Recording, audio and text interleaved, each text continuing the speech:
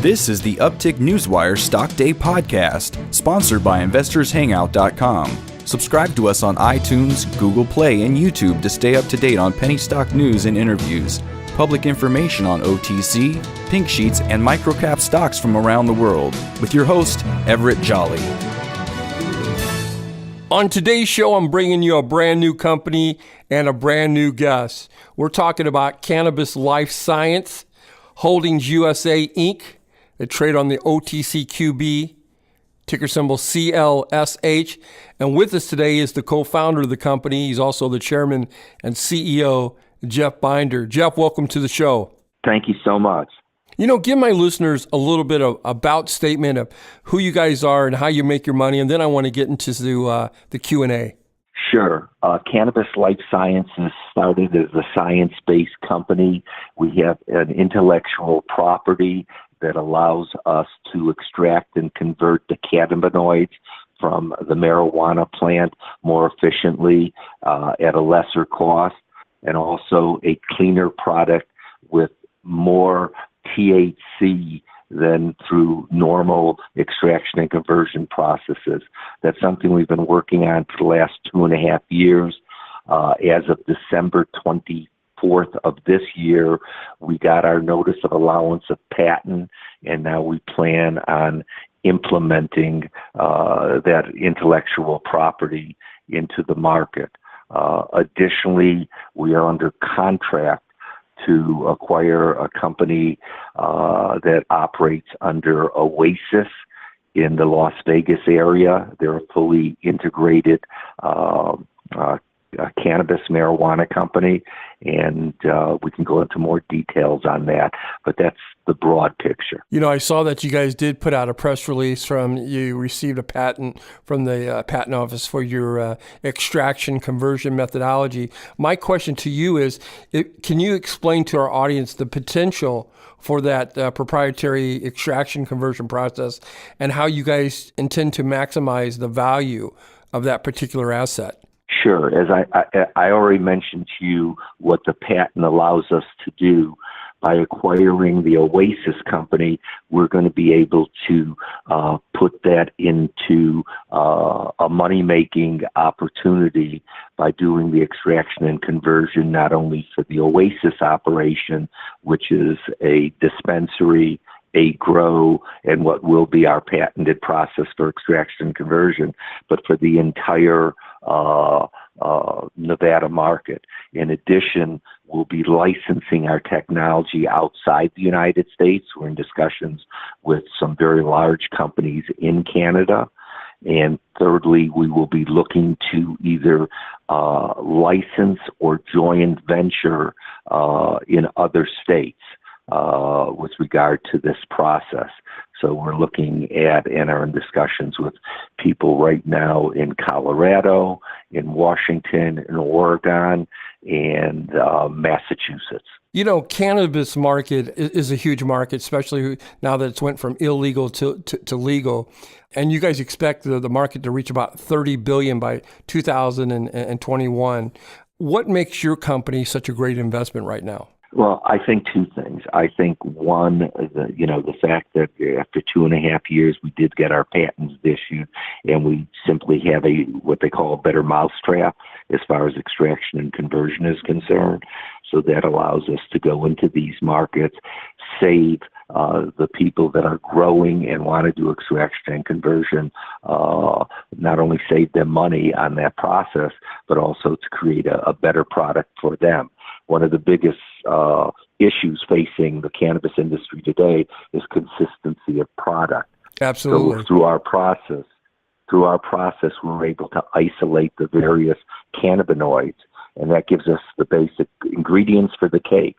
Once we know what our clients, or for our own products, what the recipe is, then we can do it with consistency. And other companies haven't been able to do that, to my knowledge. We are able to do that. You know, I keep on getting more and more phone calls into my office about how many of these cannabis companies are popping up, some private, some public.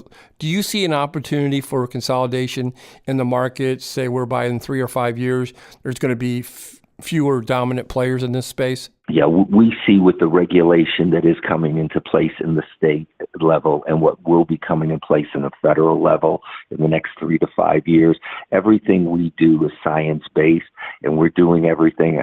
Our facilities contain ISO-certified labs, and they meet the same standards as pharmaceutical companies' current regulations.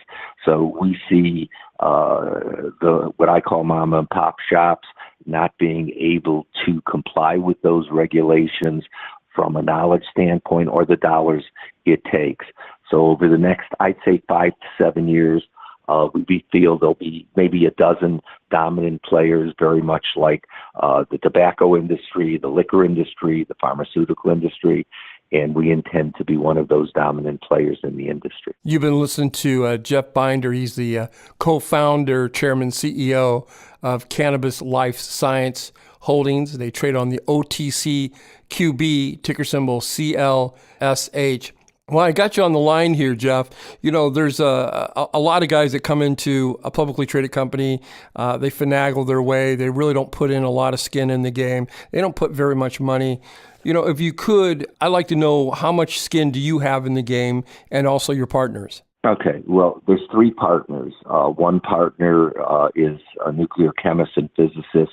He donated all of the IP, and additionally, anything that he creates or develops around the cannabis industry, and there are several things that he is in the process of developing, will belong to the public company. Myself and my partner are the business side, and we have something more than $6 million of money currently invested in the company, and that is in the form of equity. So we're totally committed. You know, can we switch gears a little bit and get back to the acquisition of Oasis Cannabis? I'm trying to understand some of the 8Ks and the press release. You guys made 1 or 2 payments. When are those revenues going to fall on your balance sheet, and when are you guys going to own that 100%? Okay, so right now it was 3 payments. The second payment was made, as a matter of fact, last week.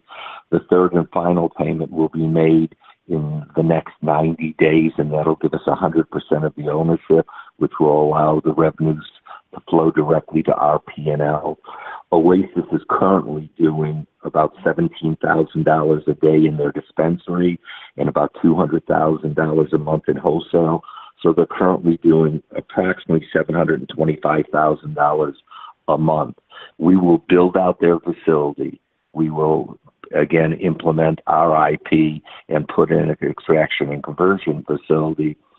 And Oasis has put together a projection, and we believe that sometime over the next 12 to 18 months on an annualized basis, just from the Oasis operation, they should be doing $25 to $30 million in revenues with earnings of $5 to $7 million.